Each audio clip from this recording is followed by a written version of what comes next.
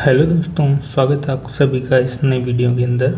आज का वीडियो जो है वो rubber board field officer exam जो 6 अप्रैल को हुआ था उसके बारे में है। क्या बातें होने वाली हैं शॉर्ट में देखते हैं। पेपर कैसा था, क्या सच में पेपर इजी था, मॉडरेट था या डिफ़िकल्ट था। कट ऑफ का एनालिसिस देखेंगे, अभी तक के जो पोल्स कलेक्ट हुए हैं उसके अकॉर्डिंग क्या एस्टिमेट डाटा रह सकता है, कितनी कट ऑफ जा सकती है, वो सब देखेंगे।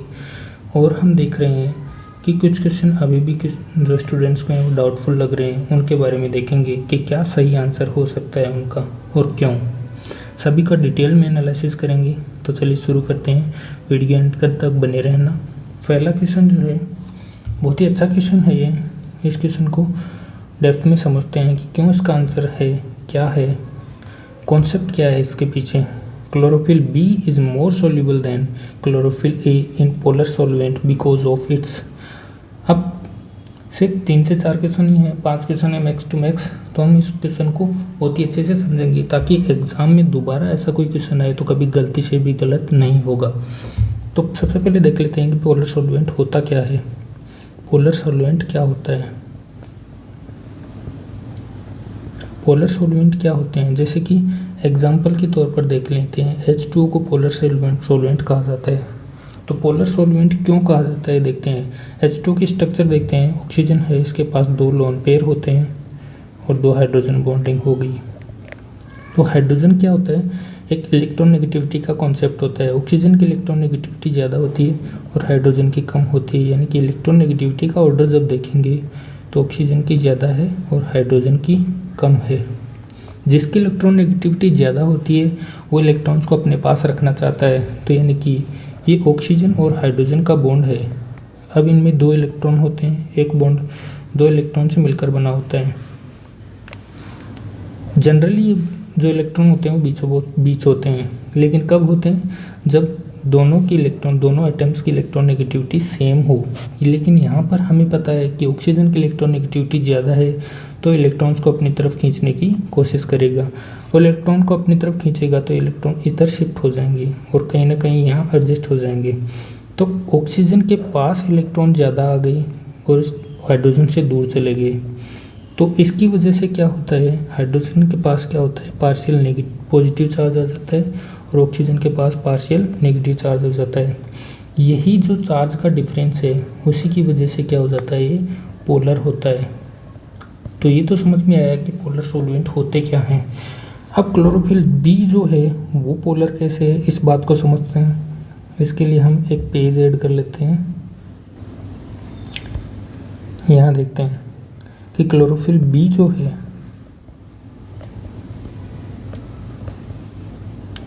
बी, ये पोलर कैसे है। तो देखते हैं कि क्लोरोफिल ए होता है एक, तो एक क्लोरोफिल बी होता है। क्लोरोफिल बी और क्लोरोफिल ए। तो क्लोरोफिल ए जो होता है उसके अंदर तो CH3 ग्रुप होता है और क्लोरोफिल बी जो होता है उसके अंदर एल्डिहाइड ग्रुप होता है। एल्डिहाइड ग्रुप को CHO से रिप्रेजेंट करते हैं। अब CHO की स्ट्रक्चर क्या होती है इसको थोड़ा डिटेल्स में देखते हैं। तो C डबल बॉन्ड O और H, जो C डबल बॉन्ड O है, अब इसमें देखते हैं कि कार्बन और ऑक्सीजन है, इसमें इलेक्ट्रोनेगेटिविटी का ऑर्डर क्या रहेगा। इन दोनों में से ऑक्सीजन की इलेक्ट्रोनेगेटिविटी ज़्यादा है, तो ऑक्सीजन की इलेक्ट्रोनेगेटिविटी ज़्यादा होने की वजह से इस पर पार्शियल नेगेटिव आएगा, कार्बन पर पार्शियल पॉजिटिव आ जाएगा। तो बॉन्ड में फिर से क्या होगी, पोलैरिटी आ गई। तो ये तो रीजन हो गया कि क्लोरोफिल बी जो है वो पोलर क्यों है। अब एक चीज़ और है कि पोलर सॉल्वेंट में ही पोलर सॉल्यूट जो होता है ना, जो घुलने वाला, वो पोलर सॉल्वेंट के अंदर ही डिज़ोल्व होगा। तो जैसे वाटर था वो पोलर सॉल्वेंट मान लेते हैं और सॉल्यूट क्या हो गया, क्लोरोफिल बी हो गया, तो इसमें मतलब कि घुल जाएगा, डिज़ोल्व हो जाएगा। अब है बात कि इस C डबल बॉन्ड O जो ग्रुप है इसी को क्या कहते हैं, कार्बोनिल ग्रुप कहते हैं, यानी कि कार्बोनिल ग्रुप। ये क्लोरोफिल बी के अंदर पाया जाता है। अब बहुत सारे बच्चों का डाउट है कि इसका आंसर हाइड्रोजन बॉन्ड होना चाहिए। हाइड्रोजन बॉन्ड आंसर क्यों नहीं है, इसकी डेप्थ को समझते हैं। देखिए ये बात एक पेज ऐड कर लेते हैं पहले कि हाइड्रोजन बॉन्ड क्या होता है। जैसे मान लीजिए C double bond O aldehyde group था ये अपना, और एक है हाइड्रोजन बॉन्डिंग वाला H2O देख लेते हैं, HOH। ऑक्सीजन पर पार्शियल नेगेटिव हो गया, हाइड्रोजन पर पार्शियल पॉजिटिव, कार्बन पर पार्शियल पॉजिटिव हो जाएगा और ऑक्सीजन पर पार्शियल नेगेटिव हो जाएगा। अब क्योंकि यहाँ पर पार्शियल नेगेटिव है और ये पार्शियल पॉजिटिव है, तो नेगेटिव पॉजिटिव को अट्रैक्ट करेगा। अट्रैक्ट करने के लिए यहाँ पर बॉन्ड बनाएगा। ये जो होता है ना, दो हाई इलेक्ट्रोनेगेटिविटी वाले एटम के बीच में जो हाइड्रोजन फंस जाता है वो क्या बनाता है, हाइड्रोजन बॉन्डिंग बनाता है। ये होती है हाइड्रोजन बॉन्डिंग। लेकिन ये तो क्या है, रिजल्ट है ना। ये क्यों बना, पोलैरिटी की वजह से बना, और पोलैरिटी किस वजह से आई, कार्बोनाइल ग्रुप की वजह से आई। तो इसका जो रियल में आंसर होगा वो क्या होगा, कार्बोनाइल ग्रुप। हाइड्रोजन बॉन्डिंग तो एंड रिजल्ट हुआ इसका। मुझे लगता है अभी क्वेश्चन आपको अच्छे से समझ में आ गया होगा, फिर से कभी गलत नहीं होगा। अगर आपको हमारा वीडियो सॉल्यूशन पसंद आता है तो वीडियो को ज़रूर लाइक करें, अपने दोस्तों के साथ शेयर करें, चैनल को ज़रूर सब्सक्राइब करें ताकि आपको ऐसे ही बेहतरीन कंटेंट से वाकिफ़ किया जा सके। अगला जो क्वेश्चन है, organism that obtain energy by absorbing metabolising nutrients are. इस क्वेश्चन में जो स्टूडेंट्स का आंसर है, जो डाउट लग रहा है वो क्या है, वो है कि हेटेरोट्रोफ होगा इसका आंसर या फिर ऑस्मोट्रोफ होगा। उससे पहले हम देखते हैं कि फोटोट्रोफ क्या होता है। Phototroph are those organism which can synthesis food by themselves, यानी कि खुद का फूड सिंथेसिस कर लेते हैं, फोटोट्रोफ कहलाते हैं। ऑक्सोट्रोफ क्या होते हैं, ऑक्सोट्रोफ जो होते हैं वो सिर्फ और सिर्फ कुछ स्पेसिफिक न्यूट्रिएंट्स के लिए ही दूसरे माइक्रो ऑर्गेनिज्म पर डिपेंडेंट रहते हैं। अब आते हैं हेटेरोट्रोफ और ऑस्मोट्रोफ के बारे में। हेटेरोट्रोफ और ऑस्मोट्रोफ, जो ऑस्मोट्रोफ जो होता है वो हेटेरोट्रोफ का ही एक टाइप है। ऑस्मोट्रोफ क्या हो गया, हेटेरोट्रोफ क्या हो गया, ब्रॉड टर्म हो गया, ब्रॉड टर्म है। तो ऑस्मोट्रोफ एक हेटेरोट्रोफ का ही टाइप हो गया। तो हेटेरोट्रोफ क्या होता है, जो अपना फूड खुद नहीं बनाते हैं, दूसरे माइक्रो ऑर्गेनिज्म पर डिपेंडेंट रहते हैं। और ऑस्मोट्रोफ वे सारे माइक्रो ऑर्गेनिज्म होते हैं जो पहले ऑर्गेनिक मैटर जो है उसको क्या करेंगे, डिसॉल्व करेंगे। डिसॉल्व करने के बाद एक सॉल्यूशन फॉर्म बनाएंगे। सॉल्यूशन फॉर्म बनाने के बाद वहाँ से क्या करेंगे, ऑस्मोसिस के थ्रू एब्जॉर्ब कर लेंगे और न्यूट्रिएंट को ग्रहण करते हैं। तो कहीं भी इसमें ऑस्मोसिस की बात नहीं की गई है, इसलिए हम ब्रॉड टर्म के साथ जाएंगे और आंसर होगा हेटेरोट्रोफ। अगला जो क्वेश्चन है, photosynthetic pigments that absorb light energy and transfer it to reaction center of chlorophyll A, यानी कि वो कौन से पिगमेंट होते हैं जो फोटोसिंथेसिस के लिए लाइट को एब्जॉर्ब कर लेते हैं और मेन रिएक्शन सेंटर तक भेजते हैं। जैसे मान लीजिए कि ये मेन रिएक्शन सेंटर होता है। मेन रिएक्शन सेंटर प्लांट्स में क्लोरोफिल ए होता है। अब क्लोरोफिल ए तक पहुंचाने के लिए कौन से जो पिगमेंट्स हैं जो योगदान दे रहे हैं कि एनर्जी को वहाँ तक पहुँचाया जा सके। एनर्जी मिलती है फोटोन के रूप में, फोटोन को वहाँ तक पहुँचाने के, फोटोन एनर्जी को पहुँचाने का काम कौन करता है, तो इसको हम डायग्राम से समझते हैं। ये जो लाइट एनर्जी है यहाँ से आ रही है, लाइट एनर्जी आ रही है, ये पहुँचानी है अपन को रिएक्शन सेंटर क्लोरोफिल ए तक। तो इसको पहुँचाने के लिए जेंथोफिल काम में आता है, कैरोटिनॉइड आता है, क्लोरोफिल बी काम में आता है। तो ये सब के सब क्या होते हैं, एसेसरी पिगमेंट्स होते हैं। इन तीनों को एसेसरी पिगमेंट्स कहा जाता है। एसेसरी का मतलब ही है असिस्ट कर रहे हैं, वो सहायता कर रहे हैं लाइट को फोटोन के फॉर्म में रिएक्शन सेंटर तक पहुंचाने के लिए।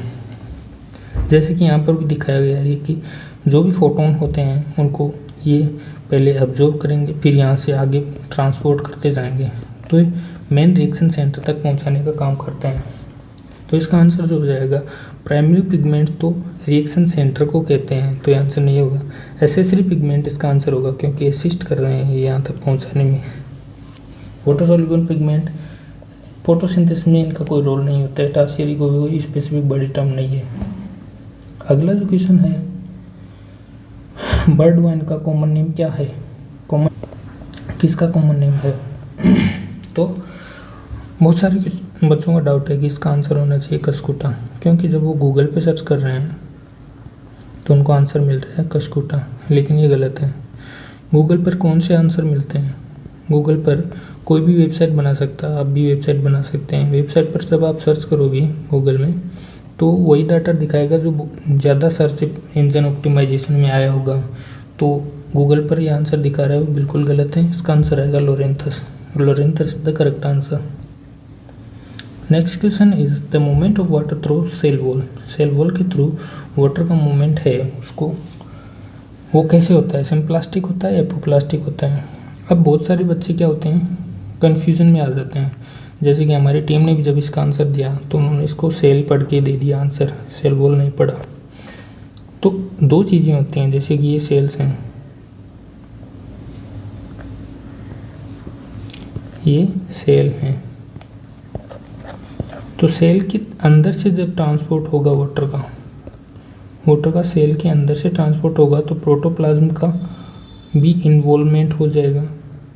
इसकी वजह से क्या होता है, एटीपी खर्च होते हैं। जब एटीपी खर्च होंगे तो सिम्प्लास्टिक में आ जाएगा। लेकिन सेल वॉल के बीच से होते हैं, यानी कि एक सेल वॉल ये है, एक सेल वॉल ये है, ये भी सेल वॉल है, ये सेल वॉल है। तो अगर यहाँ से अगर गुजरेगा तो ये प्रोटोप्लास्ट का कहीं भी इन्वॉल्वमेंट नहीं है और इसमें कोई एटीपी की रिक्वायरमेंट नहीं है, तो एपोप्लास्टिक हो जाएगा। यहाँ पर पूछा है सेल वॉल, सेल वॉल के हिसाब से इसका आंसर जाएगा एपोप्लास्टिक, ना कि सिम्प्लास्टिक। अगले क्वेश्चन की तरफ मूव करते हैं। India is divided into how many agro ecological zones. इस क्वेश्चन में सबको डाउट आ रहा है कि सबसे पहले तो कि अभी जो करंट में एग्रो इकोलॉजिकल जोन्स हैं वो NBSS-LUP यानी कि national bureau of soil survey and ये लैंड यूज प्लानिंग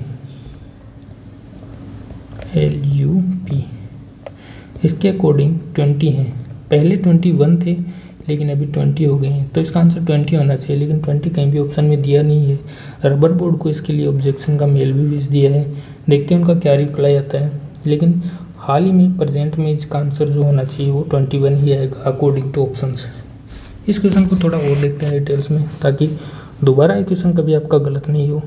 तो एग्रो क्लाइमेटिक जोन्स को 1988 में सबसे पहले प्लानिंग कमीशन ने डिवाइड किया था 7th 5 ईयर प्लान के अकॉर्डिंग।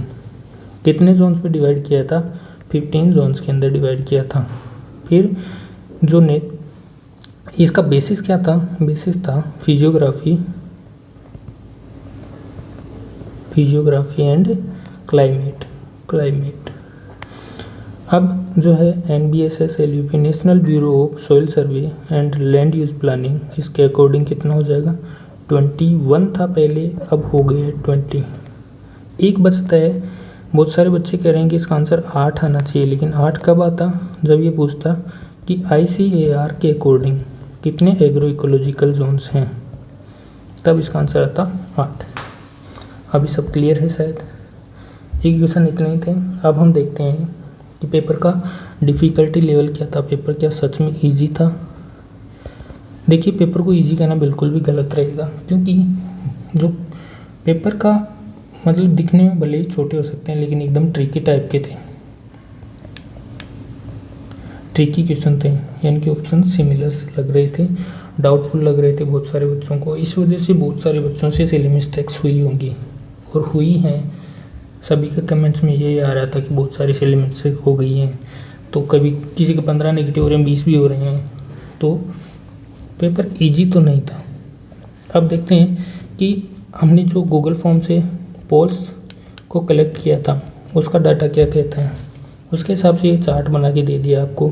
डिफरेंट कलर्स हैं, उनके नंबर ये हैं, कितने मार्क्स बन रहे हैं और ये परसेंटेज है कि इतने बच्चों के इतने मार्क्स बन रहे हैं। तो उस हिसाब से आप एक एस्टिमेट डाटा ले सकते हैं। तो मोस्ट ऑफ जो बच्चे हैं ना वो लाई कर रहे हैं इस जोन के अंदर। कट ऑफ ये तो बिल्कुल भी नहीं रहने वाली, तो या तो इस जोन में रहेगी कट ऑफ या फिर इसमें रह सकती हैं। तो मेरे हिसाब से कट ऑफ जो रहेगी लगभग नियर बाई 280 के आसपास रहेगी। 280 ±10 कर लो, इससे इसके अराउंड रहेगी। आपको क्या लगता है कि आप कितना कट ऑफ रह सकता है। आप हमें कमेंट बॉक्स में ज़रूर बताएं कि आपका क्या स्कोर रहा है और आपने मतलब आपको क्या लग रहा है कि कट ऑफ कितनी रह सकती है। इसके अलावा अगर आपको कोई भी टॉपिक में डाउट हो, आपको नेक्स्ट वीडियो किस टॉपिक पर चाहिए वो हमें कमेंट बॉक्स में ज़रूर बताएं। सेशन को लाइक ज़रूर करें अगर आपको पसंद आए। अभी के लिए इतना ही, मिलते हैं अगले वीडियो में। Thank you.